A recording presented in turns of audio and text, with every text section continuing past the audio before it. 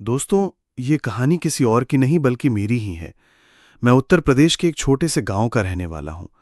मेरा बचपन खेतों, मिट्टी और तालाब के किनारे बीता। स्कूल तक पहुंचने के लिए रोज 4 किलोमीटर पैदल चलना पड़ता था, लेकिन मन में एक लगन थी कि पढ़ाई ही मेरी जिंदगी बदल सकती है। मैंने 10वीं क्लास कस्बे के एक छोटे से स्कूल से पास की थी। उस वक्त पूरे गांव में मेरे नाम की चर्चा हुई। लोग कहते थे कि ये लड़का आगे जरूर बड़ा काम करेगा। सच बताऊं तो मुझे भी लगता था कि मैं कुछ कर सकता हूं। 10वीं के बाद मैंने तय किया कि अब बड़े शहर जाकर पढ़ाई करनी है। मैंने साइंस मैथ्स लिया और 12वीं की पढ़ाई की तैयारी शुरू की। उस दौरान पहली बार मैंने आईआईटी के बारे में गंभीरता से सुना।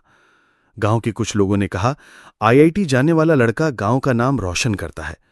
बस यहीं से मैंने ठान लिया कि मुझे आईआईटी जाना है। 12वीं पास करने के बाद मैं कानपुर पहुंचा। कानपुर का नाम आपने सुना होगा। उसे कोचिंग मंडी कहा जाता है। हर गली, हर चौराहे पर कोचिंग सेंटर ही दिखाई देते हैं। मैंने भी एक कोचिंग ज्वाइन कर ली थी जून महीने में। शुरुआत में बहुत जोश था। लगता था कि दिन रात पढ़ लूंगा और आईआईटी में निकल जाऊंगा। लेकिन धीरे धीरे सच्चाई सामने आने लगी। 4 महीने गुजरे और अक्टूबर आ गया। उसी दौरान कोचिंग वालों ने कह दिया कि हम सारा सिलेबस पूरा नहीं करा सकते, अब तुम्हें खुद ही पढ़ना होगा। यह सुनकर मेरे पैरों तले जमीन खिसक गई। लेकिन मैंने ठान लिया कि अब से खुद ही पढ़ाई करूंगा। अक्टूबर से जनवरी तक मैंने दिन रात सेल्फ स्टडी की। सुबह उठकर किताबों में लग जाता और देर रात तक पढ़ता रहता। मेरे कमरे की चारदीवारी ही मेरी दुनिया बन गई थी। फिर आया जनवरी का महीना। 27 जनवरी को मेरा पहला बड़ा इम्तिहान, जेईई मेंस। मैं एग्जाम सेंटर पहुंचा, लेकिन पेपर इतना टेढ़ा निकला कि मेरा सारा कॉन्फिडेंस हिल गया। पेपर खराब हुआ और मुझे लगने लगा कि शायद सब बेकार चला गया। 12 फरवरी को रिजल्ट आया। मेरी परसेंटाइल आई 85। आईआईटी के सपने वाले बच्चे के लिए यह बहुत खराब रिजल्ट था, लेकिन मेरे लिए यह किसी जीत से कम नहीं था, क्योंकि यह मेरा अपना मेहनत का रिजल्ट था। मैंने खुद से कहा, अगर मेंस में निकल सकता है तो आगे भी लड़ सकता हूं। अब बारी थी जेईई एडवांस्ड की।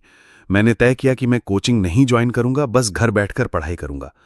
दिन में 9 से 10 घंटे पढ़ाई करने लगा। किताबें, कॉपियां और मॉक टेस्ट, यही मेरा जीवन था। धीरे धीरे मई का महीना आ गया। 18 मई को जेईई एडवांस था। 2 पेपर होते हैं 3-3 घंटे के। जब मैं एग्जाम देकर लौटा तो मुझे खुद समझ आ गया था कि मेरा पेपर बहुत ही खराब हुआ है। उस दिन मैं कमरे में अकेला बैठा था और बस छत को घूर रहा था। फिर आया 2 जून, रिजल्ट का दिन। मेरे हाथ कांप रहे थे जब मैंने स्कोर चेक किया, और जैसे ही स्क्रीन पर फेल का एहसास हुआ, मेरी आंखों से आंसू निकल आए। पहली बार जिंदगी में किसी रिजल्ट ने मुझे तोड़ दिया था। मेरे पेरेंट्स ने मुझे कुछ नहीं कहा, शायद इसलिए क्योंकि वो मेरे दर्द को समझ रहे थे। लेकिन मुझे लगा सब खत्म हो गया। 2 महीने तक मैं डिप्रेशन में रहा। किसी से बात करने का मन नहीं करता था। लगता था जिंदगी का कोई मतलब नहीं बचा। लेकिन धीरे धीरे मैंने सोचना शुरू किया, अब आगे क्या? क्या सपनों के टूटने के बाद इंसान रुक जाता है? इसी दौरान रेलवे की एक भर्ती निकली, ग्रुप डी। मैंने फॉर्म भर दिया और सोचा कि क्यों ना इसकी तैयारी करूं। अप्रैल के आखिरी हफ्ते से मैंने पढ़ाई शुरू की।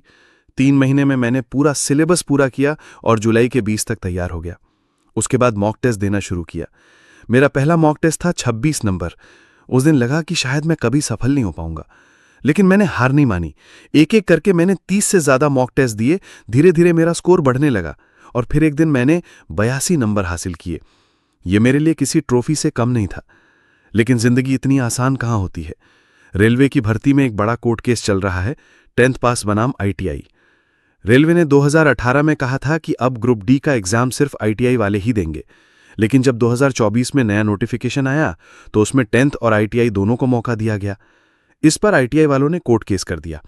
केस सैट में गया, फिर हाई कोर्ट गया और फिर से सैट में वापस आया। 1 सितंबर 2025 को फैसला आना था, लेकिन फिर से अगली तारीख डाल दी गई, 30 अक्टूबर। लेकिन इन सब के बीच मैंने एक चीज बहुत गहराई से नोटिस की। यूट्यूब पर जो भी टीचर्स पढ़ाते हैं, उनमें से ज्यादातर को सिर्फ अपना बिजनेस दिखता है।